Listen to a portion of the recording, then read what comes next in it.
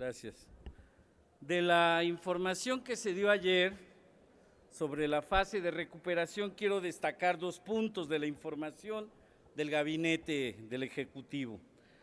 Informa a la Secretaría de Desarrollo Social que hasta el día de ayer, 23 de septiembre, lograron llegar directamente a la parte alta de la montaña, municipios de Metlatónoc y Cochuapa, por causa de caminos devastados o con deslaves. Esto es, se logra llegar a comunidades después de 8 días en que se declararon las lluvias más fuertes. Ello es muestra de la gravedad en que se encuentran las comunidades rurales, no solo del estado de Guerrero, sino del resto del país.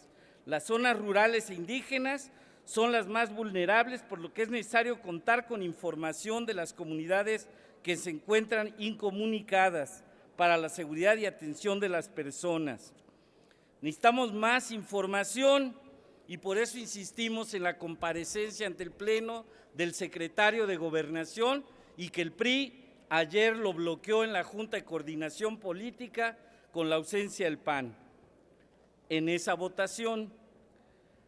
En el mismo sentido, sabemos de la devastación en el campo y lo que nosotros destacamos que lo que informan ayer, el gobierno federal informa que tiene contratos con aseguradoras para 12 millones de hectáreas para cultivos y 10.1 millones de unidades animal para los casos de ganadería. Se especifica que en Guerrero se colapsaron 152.803 hectáreas, de las cuales 103.000 son de maíz y están cubiertas por una aseguradora. Esto es importante subrayar estos contratos con las aseguradoras por riesgos agrícolas, por tratarse de información que generalmente no se omite en la etapa de recuperación después de los desastres naturales o civiles. También subrayo que se omitió información relativa a daños en autopistas y carreteras. No obstante, lo que ya es evidente públicamente, de lo que resulta necesario que en la propuesta que presenta la Jucopo se considere la recuperación de la infraestructura pública y del sector agropecuario que se encuentra cubierta por contratos con aseguradoras, esto es, autopistas, carreteras, edificios y vehículos oficiales, en particular los edificios de escuelas y así como zonas de cultivo y ganado.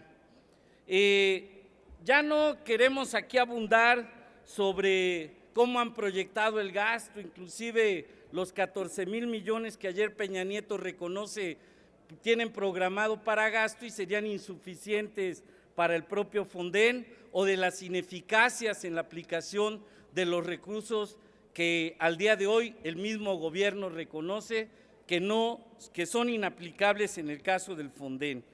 Nosotros lo que venimos a plantear en el fondo de la propuesta, un poco en el fondo de lo que plantea mi antecesor en la palabra, pero bajo otro matiz. Miren ustedes,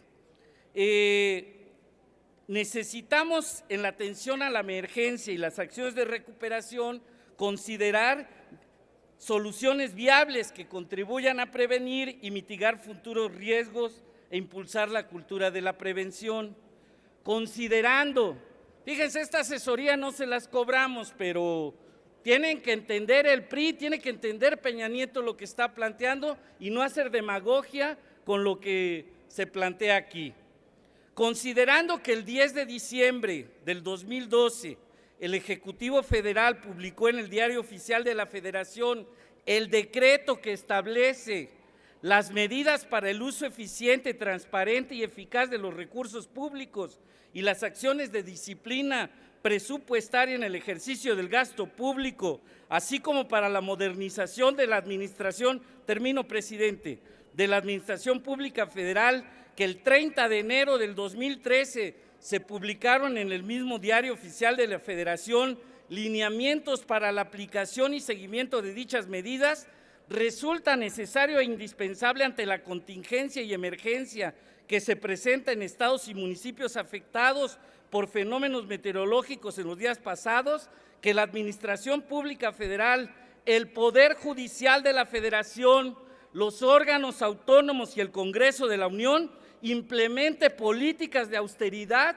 y racionalidad emergentes con el objeto de lograr economías importantes en los meses subsecuentes en los términos siguientes. Y proponemos que se vote este punto y lo vamos a dejar en la mesa.